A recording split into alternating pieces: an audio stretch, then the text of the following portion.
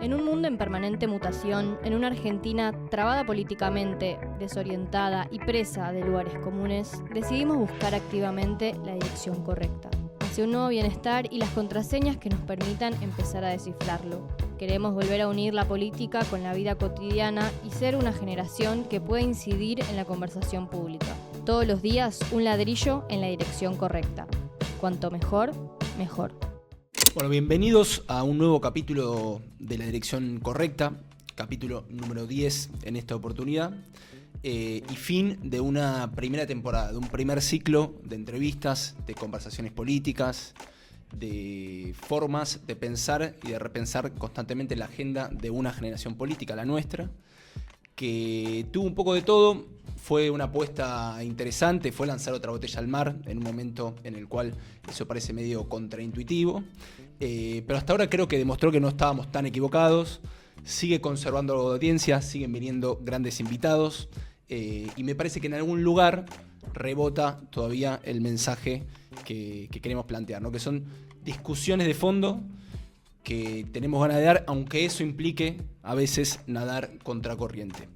Pasó por este estudio en el primer capítulo Mica Fernández Erlauer, nos propuso como medida justa y urgente una reforma tributaria progresiva que amplíe el campo fiscal como para poder financiar un sistema integral de cuidados.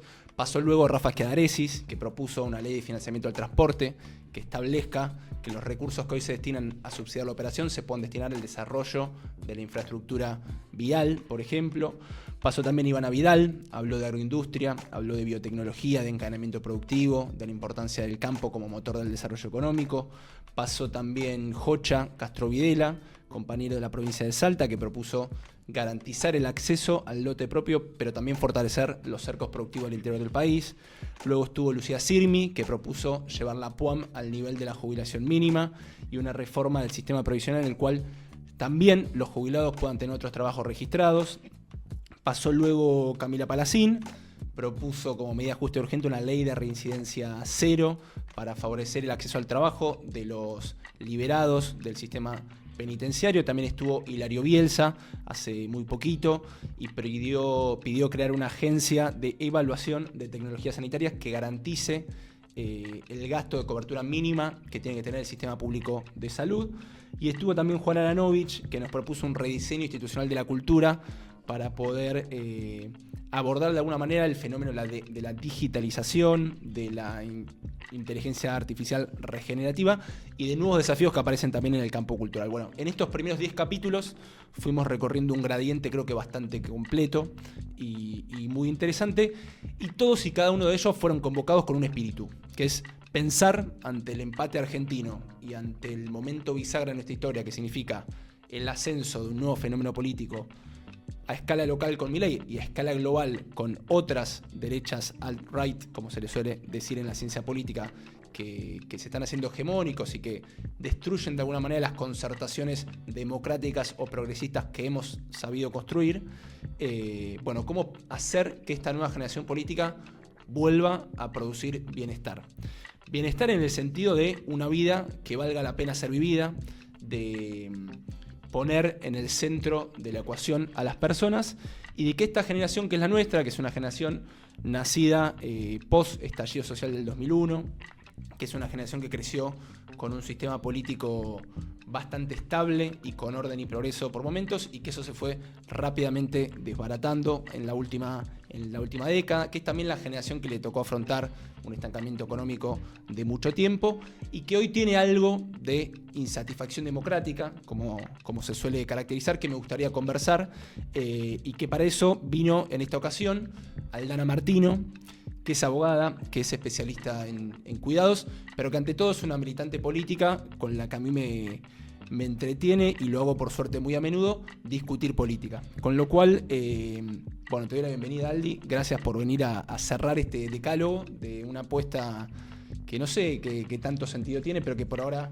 parece haberlo cobrado, que bueno, que es este programa, que es La Dirección Correcta. Así que gracias por venir a conversar con nosotros. Gracias por la invitación, te lo dije offline, te lo digo online, no sé si se dice así. Un placer estar acá porque Off the además, record. off the record, on the record, porque además soy una fiel seguidora del programa y los veo todos, así que es un placer estar en este. Si vos lo escuchaste, quiere decir que valió la pena. Espectacular. Los codos acá, me dice la producción. Agradezco también al principio del capítulo la producción de esta aventura que es la dirección correcta, que es Miranda Schwarzberg y Alexis Yamne Araoz. Bueno, yo quería en este capítulo, que un poco lo englobamos en el paraguas del nuevo bienestar, de cómo construir un nuevo bienestar desde nuestra generación política, quería caracterizar primero, ¿no? Cuáles son los elementos que definen a nuestra generación política. Pero para eso me tomo la licencia, porque vos sabés que yo soy muy fanático de la historia y a veces un poco pedante también en términos filosóficos, de retomar una frase de Esteban Echeverría, de la generación del 37, que me parece que traerla a colación puede darle sentido también a la conversación, que dice algo así como que cada generación nace de las entrañas del no ser y trae nueva sangre, o sea, siempre hay una novedad que viene con la generación que sigue, y eso es inevitable porque es constitutivo de lo que sería una generación, y que también cada generación hereda el espíritu vital de la generación anterior, de la generación que devoró la tumba, dice, la que se está yendo. Entonces, hay algo de las generaciones que se va solapando y que cada uno tiene de las anteriores. Pienso, por ejemplo, no sé, cuando hablamos de la generación diezmada, la generación de las madres de la abuela de Plaza de Mayo. Bueno, sin duda hay un puente ahí de algo de ellos que nos queda en nosotros y que está presente en nuestros cuerpos. Pero también la generación, dice Esteban Echeverría, tiene que traer el árbol de la esperanza del porvenir progresivo de su nación y de su mundo. Y nosotros tenemos que tener, me parece, un poco ese desafío de pensar la nación y de pensar el mundo y sobre todo construir la esperanza, no la esperanza como algo pasivo que no hay que ir a buscar, sino justamente de que probablemente la tarea de la militancia o de una generación política sea que rompamos por ahí la inercia y que vayamos a buscar un futuro mejor para eso que están esperando, para esa esperanza que tiene que estar y que siempre existe, pero que hay que empujarla, que seguramente el motor de la historia sea empujar eso. Bueno, yo te quería arrancar preguntando ¿cuáles son las características para vos particulares o los elementos que definen a nuestra generación? Mira, mientras hablaba estaba pensando en mí misma y en nuestra generación en términos generales y en términos más estrictamente político-militantes, digamos, ¿no? Porque nuestra generación, para mí, en términos generales, sobre todo los que son un poco más chicos, en realidad, que yo, por lo menos, para mí está muy atravesada, sin lugar a dudas, por la incertidumbre.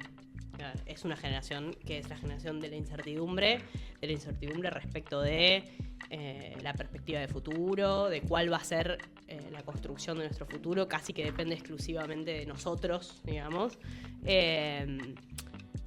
Pero por sobre todas las cosas pensaba también en que la mía, por lo menos yo que tengo 30 años, en términos más político-militantes, es una generación que está como a medio camino respecto de la construcción de esas certezas en la política, ¿no? Como yo empecé a militar en el florecer de la militancia política del 2010, 2011, 2012, en donde las grandes banderas de la militancia para mí en ese momento, la justicia social, ¿no? Por ejemplo, hacían sentido en la sociedad. La construcción del rol del Estado respecto de la garantización de los derechos, etcétera, etcétera, hacía sentido en la sociedad.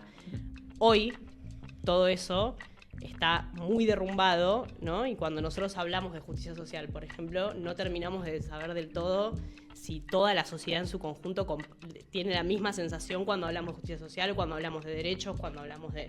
Entonces, esa incertidumbre respecto del rumbo de nuestras propias vidas, si me voy a poder comprar una casa en el futuro, si voy a seguir trabajando de lo que trabajo hoy dentro de 5 años, por ejemplo, que yo creo que los más pibes que nosotros la tienen todavía más, porque vivimos en un mundo donde la aceleración de la tecnología es tal. Por ejemplo, yo recién me acordaba que yo cuando empecé a militar no existía el WhatsApp, imagínate. O sea, ahora ya directamente las formas de la interpelación de la política son distintas, pero también dónde están los lugares en donde colectivamente construimos identidad es distinto, ¿no? Como antes el trabajo era un ámbito que te daba identidad, ahora ya no lo es tanto, hay una movilidad permanentemente de eso, las subjetividades se construyen de manera más individual, ¿no? Pasamos una pandemia en donde la gente pensaba cosas solo en una habitación con un celular a la mano, el que tenía la suerte de tener un lugar para vivir tranquilo, digamos.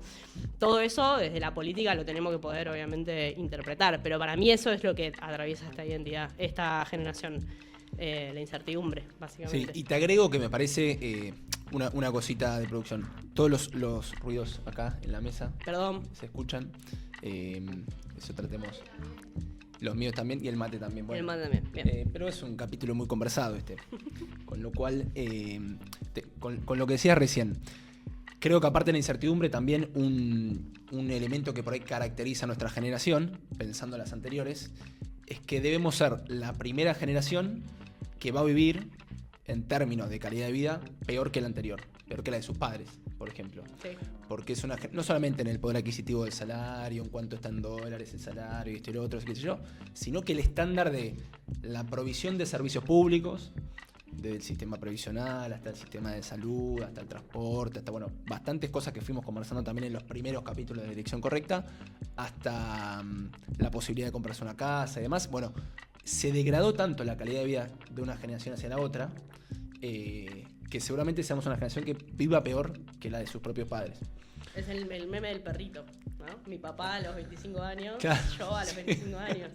Sí, tal cual. Es terrible, total. Pero bueno, el desafío me parece que por ahí es ¿no? Es cómo tratar de construir un nuevo bienestar. Y en ese sentido yo quería traer a colación una discusión que por ahí es más de la ciencia política. Bueno, hay un autor que se llama Sping Andersen que caracterizaba esto en el año 93, que dice, bueno, los estados de bienestar se definen por 3 elementos. Por cómo se financian, por qué esferas de la vida tienen posibilidad de desmercantilizar, o sea, de garantizar un acceso más universal, y por qué resultados producen en términos de empleo, ¿no? Bueno, ¿qué elementos tiene que tener para vos la conformación de un nuevo bienestar? ¿Y cuáles son, por ejemplo, las esferas de la vida que habría que desmercantilizar?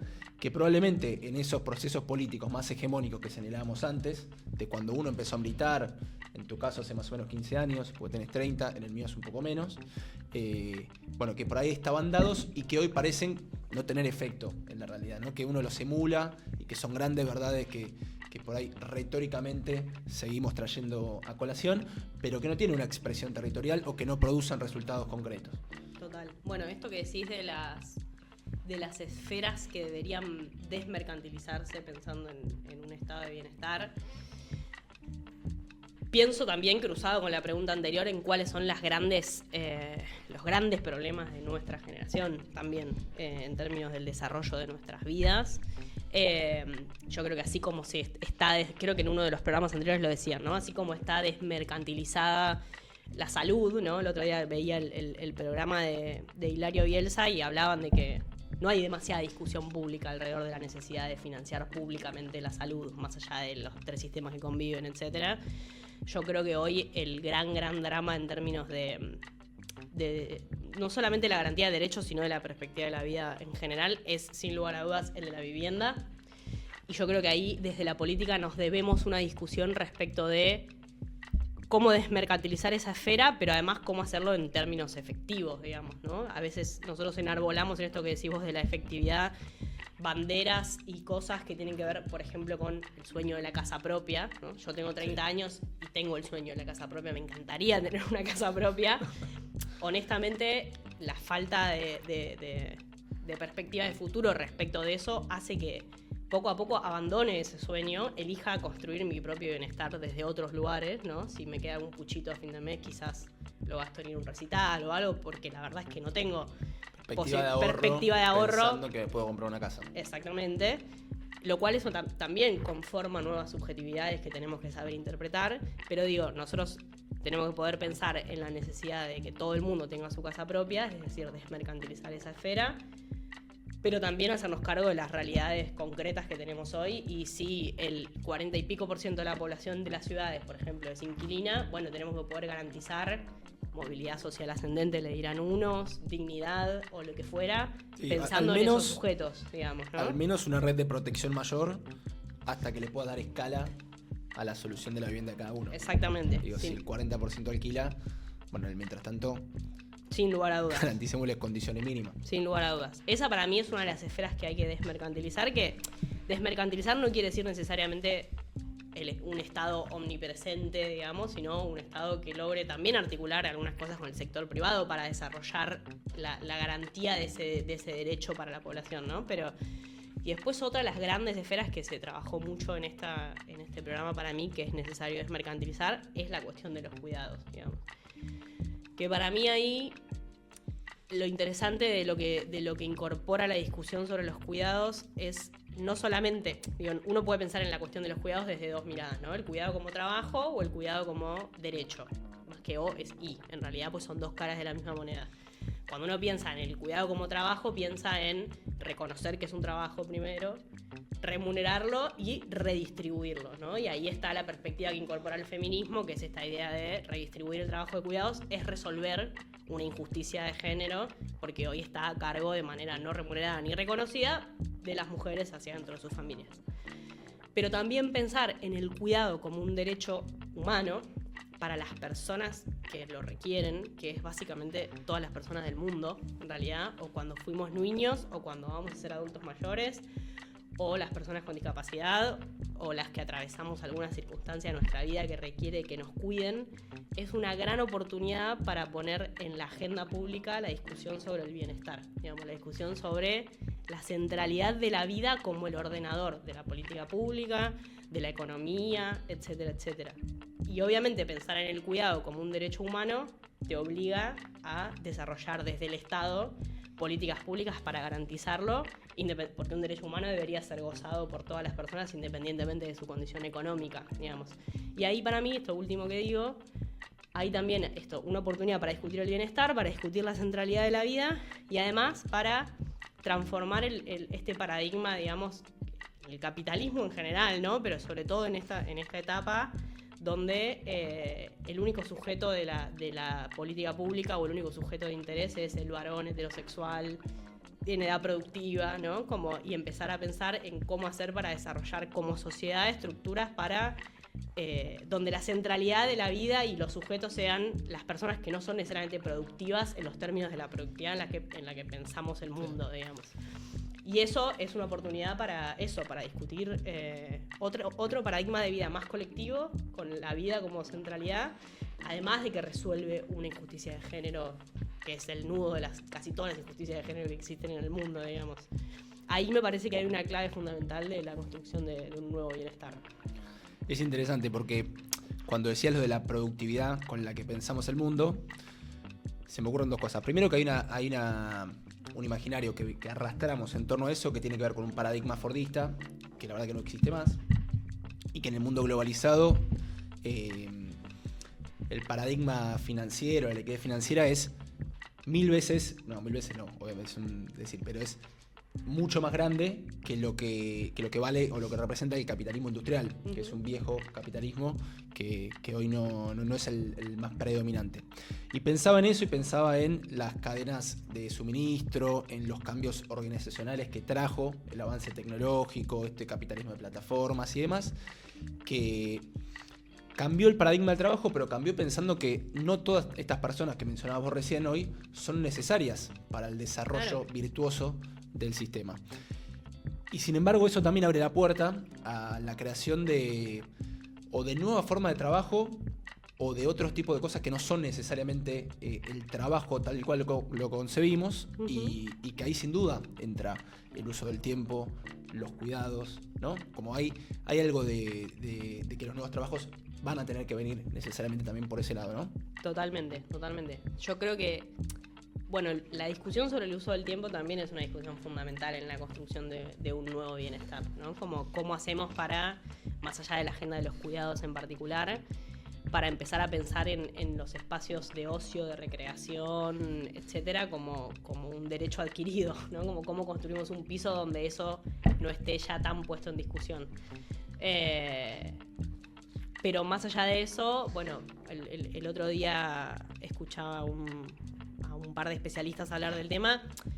La aceleración tecnológica va a venir a reemplazar un montón de trabajos, va a crear probablemente fuentes de trabajo nuevas, pero hay algo del trabajo de cuidados, el trabajo que implica cuidar a otra persona, básicamente, que tiene un componente necesariamente relacional que es imposible de reemplazar con una tecnología, digamos. En todo caso, las tecnologías vendrán a facilitarle la vida a la persona que cuida, a aportar nuevas herramientas para que ese trabajo de cuidado sea más fácil, sea más efectivo, etcétera, etcétera.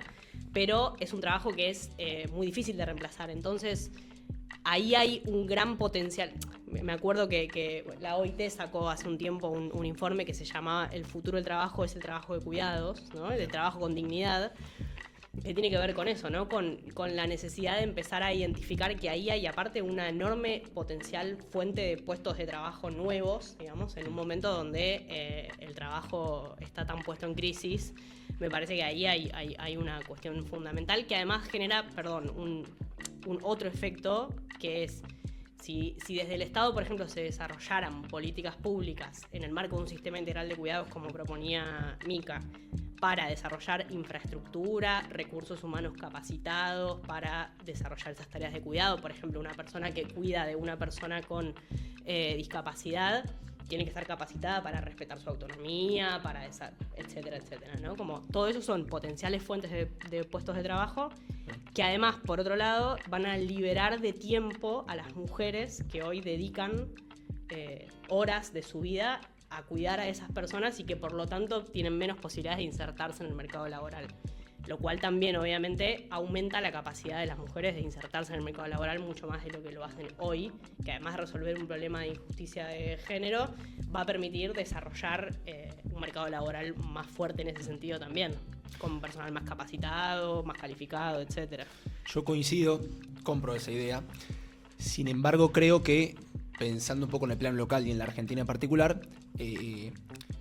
eso no es necesariamente incompatible con esta apuesta por ahí a la reindustrialización del país, a la reutilización de hoy capacidad instalada que está pagada, a máquinas que se podrían volver a aprender y a otras posibilidades de generar trabajo en el sentido del empleo genuino, pero que sin duda, eso no va a alcanzar para cubrir lo que hoy por ahí tenés en la informalidad. Hoy en los márgenes de la economía formal capitalista hay aproximadamente 10 millones de personas que por más que vos prendas toda la máquina del país, generes que las nuevas oportunidades que tenés de generar nuevos mercados, como puede ser el litio, la energía, la industria. Bueno, hoy la industria sigue participando un montón dentro del producto, es el 20%, es más que el agro incluso.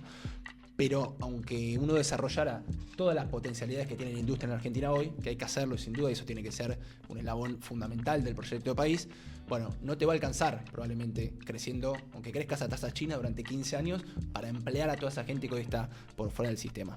Y toda esa gente que está por fuera del sistema, cuando nosotros le hablamos de ese viejo paradigma, me da la sensación de que ahí aparece el fenómeno de la insatisfacción, ¿no? Total. Bueno, me hablas de derechos que no percibo, me hablas de la posibilidad de jubilarme, que me parece totalmente lejana, me esmerilás un montón de verdades que en mi día a día no me suenan palpables, no me suenan familiares. Total. Para vos, y un poco fui respondiendo, pero es una opinión personal y no necesariamente tenemos que coincidir. ¿Para vos funciona la palabra derechos en nuestra generación? Ya no tanto, honestamente, ya no tanto.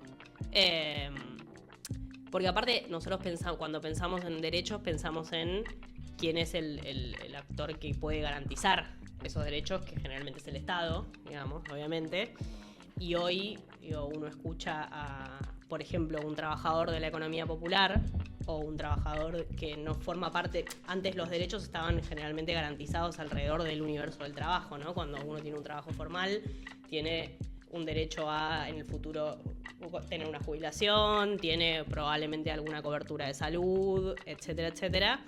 Con una población, un porcentaje de población tan alto en la informalidad laboral, eso por lo menos por la vía del trabajo no está garantizado, y la prestación de los servicios públicos del Estado hoy es cada vez más deficitaria para con la gente, no en términos del déficit fiscal. Entonces nosotros desde la militancia hablamos del derecho a la educación, el derecho a la salud, el derecho a una alimentación, a una vivienda digna, etcétera, etcétera, como horizontes, digamos, ¿no? Como la palabra derecho se convirtió para muchísima gente más en un horizonte que en una realidad efectiva.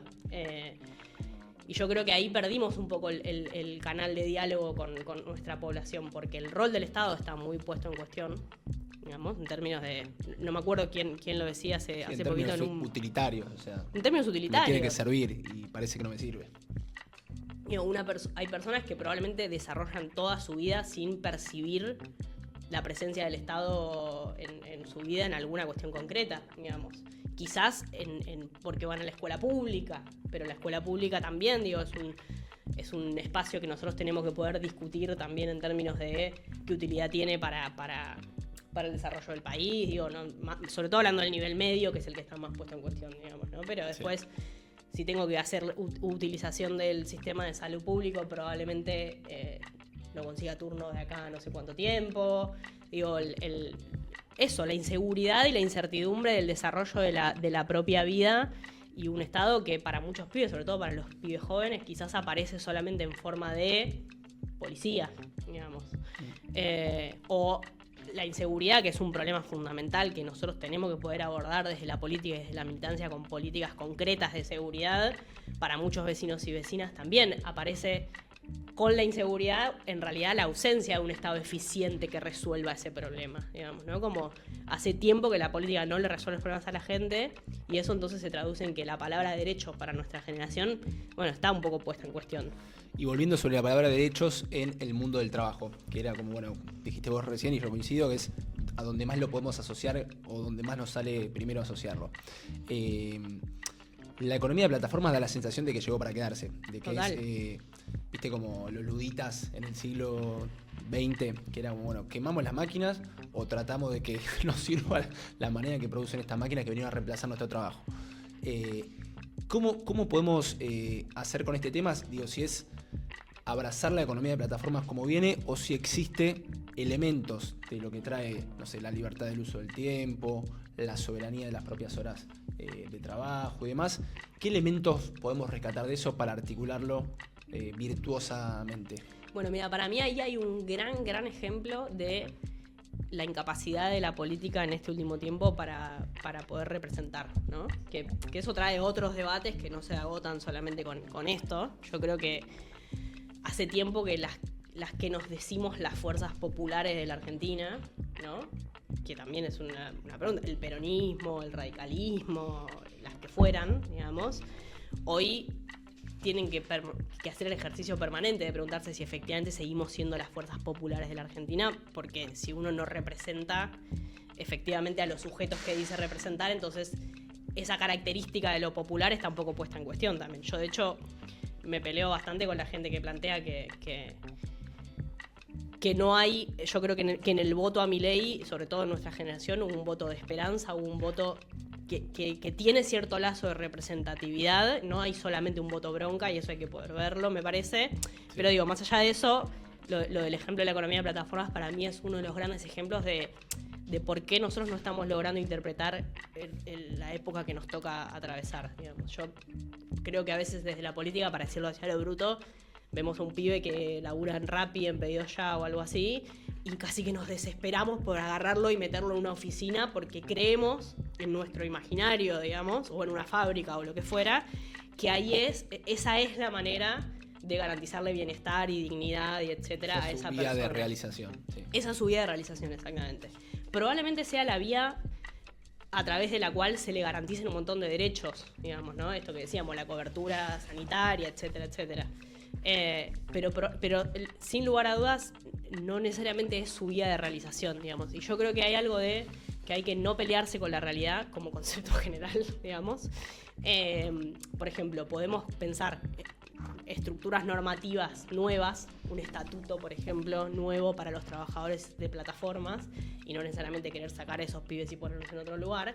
Pero más allá de eso, que eso es fundamental para garantizarles derechos, movilidad social ascendente, etcétera, etcétera, tenemos que poder identificar cuáles son las novedades que introducen ese tipo de cosas. Digo, si una vez es capaz, ese pibe que hace Rappi no quiere ir a una oficina 8 horas para trabajar en relación de dependencia, prefiere pedalear, porque además no necesariamente identifica como necesidad, porque no lo gozó el resto de su tiempo de vida, la de tener una cobertura médica, por ejemplo. No lo identifica como necesidad para su vida, probablemente. Quizá prefiere disponer de su tiempo como él quiere, pedaleando, aunque sea en condiciones precarias, porque además lo otro tampoco le garantiza grandes condiciones de existencia, que ahí es donde está el nudo que nosotros tenemos que poder resolver, que estamos en un país donde hay trabajadores formales que igual están por debajo de la línea de pobreza.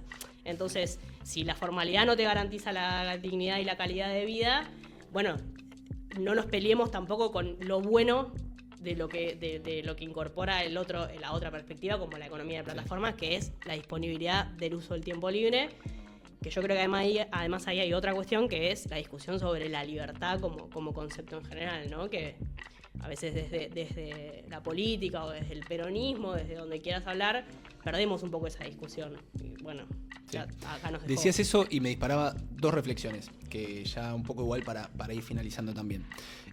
La primera es que todo eso que mencionamos de la economía de plataformas y demás, y de los derechos que no se perciben o que esmerilamos pero que después no se traducen en realidades concretas y demás, nosotros solemos decir que eso genera insatisfacción y que esa insatisfacción se traduce en una crisis de representación.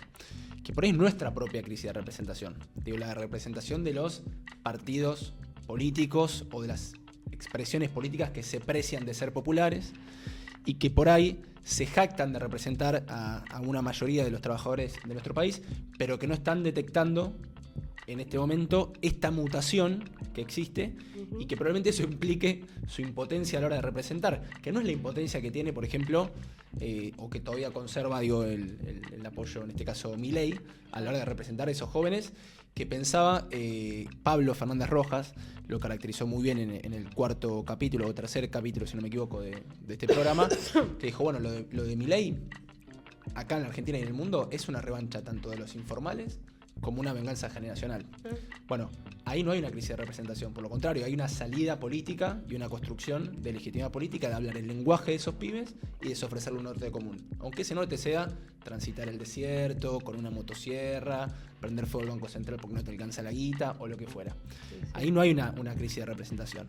Sin embargo, en la nuestra sí, y eso por ahí me parece que trae la impotencia de una generación política que quiere volver a construir concertaciones democráticas, concertaciones progresistas, y con esta falta de rumbo o falta de norte. ¿Cómo hacemos para ir finalizando este capítulo para vos, para reformular de alguna manera el sistema político, si vos considerás que hoy los partidos políticos son, por ejemplo, cáscaras vacías o no, o hay que poder rescatarlos, y qué tiene de distinto o qué puede aportar nuestra generación política, a diferencia de las anteriores, en ese sentido, para volver a construir una Argentina donde el sueño de progresar tenga una expresión real, concreta. Mira, pensaba mientras hablabas. Acá te traen agüita, mira, sí, que gracias, cuidada por la producción. Cuidadísimo por la producción. Estoy saliendo de una gripe y les pido disculpas por el arranque de tos. Yo pensaba que para mí no es tan importante si partidos políticos sí, partidos políticos no. Digamos, como hay algo de que lo que tiene que tener nuestra generación es dejar de discutir, de acumular conceptualizaciones, digamos, de discutir ideas vacías y tener cierta dosis de pragmatismo a la hora de pensar cuál es la tarea de la etapa, digamos.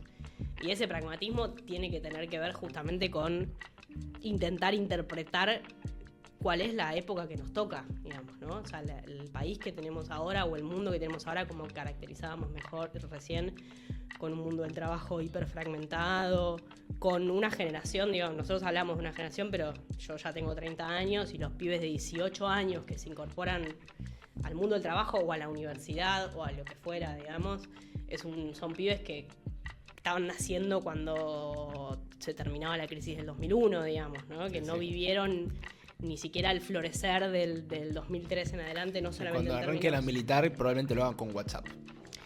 Además lo van a hacer como eso, ni hablar.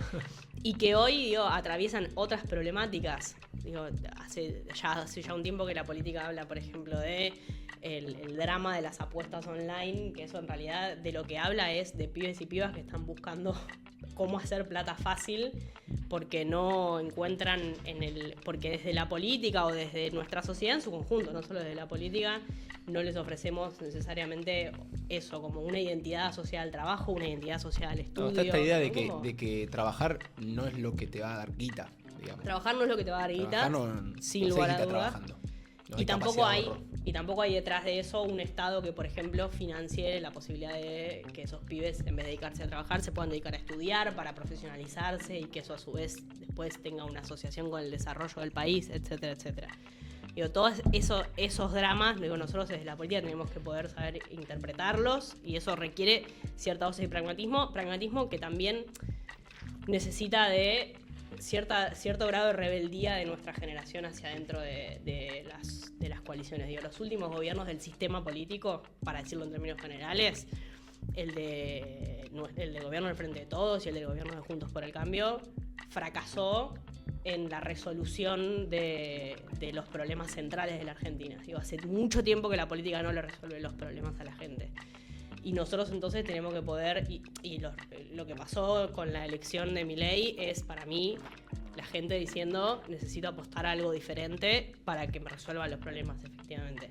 Nosotros tenemos que poder, primero, desbordar las coaliciones tal y como existen hoy. Digo, yo creo que los resultados electorales demuestran que todos estábamos equivocados y todos teníamos también algo de razón. Para mí hay algo de razón en gente que forma parte de la Unión Cívica Radical, hay algo de razón en gente que forma parte del PRO, y por supuesto hay algo de razón en el peronismo también, que es de donde yo me siento parte. Entonces tenemos que poder dejar de tenerle miedo a juntarnos entre nosotros para discutir, pero por sobre todas las cosas tenemos que no ser conservadores y no intentar aplicar ahora las recetas del 2003. Digo, si no nos funcionó estar hablando de el Estado te salva, bueno, habrá que hablar del Estado eficiente en vez de que el Estado te salva. Habrá que hablar de eso, ¿no? De intentar conectar con los anhelos de nuestra población y ser una generación que se anime a destruir las recetas de lo que venía haciendo el sistema político ahora en general. Volver un poco a la comunidad también, en el sentido de hacer política ya no tanto desde la unidad básica, que es la forma en la que nosotros nos imaginamos la manera de hacer política, sino pensar a dónde la gente transita la felicidad, dónde la gente transita la vida en comunidad, que es lo que para mí es una de las grandes tareas del momento, ¿no? Como oponerle al individualismo acérrimo que propone Milei, una vuelta a la comunidad en el sentido de la construcción colectiva de bienestar. Bueno, ¿dónde sucede eso? Sucede en los clubes, sucede en los bares para los pibes más jóvenes, sucede en los boliches, ¿dónde sucede esa vida en comunidad en oposición a la persona sola que hace apuestas online en su casa, ¿no? Como, bueno, una apuesta de la militancia por intentar poner en valor esos espacios y que son habitados no solamente por militantes, sino por la gente de a pie, común y corriente. Sobre eso último, te voy a dar un ladrillito para que complete la pared del decálogo de la dirección correcta. Y muy cortito y al pie, ¿qué tarea tiene la militancia de acá a los próximos 3 años para revertir esta crisis de representación y esta crisis de sentido en la que estamos? Para mí, interpretar mejor el momento histórico que estamos atravesando, entender con pragmatismo cómo construir comunidad nuevamente, y que ese pragmatismo entendido en el mejor de los sentidos posibles, que es no pelearse con la realidad, básicamente, sino hacerse cargo de la realidad del momento que nos toca y construir bienestar y comunidad con los sujetos que hoy habitan la Argentina, y no las que habitaban hace 20 años la Argentina, ni hace 50, ni hace 100, ni nada, sino los que la habitan hoy, y los que son además congéneres nuestros, digamos, que tienen las mismas necesidades que nosotros. Así que bueno, eso. Gracias, Aldi, gracias, amiga, por venir a la dirección correcta. Bueno, ha sido un placer. Gracias a vos por la invitación.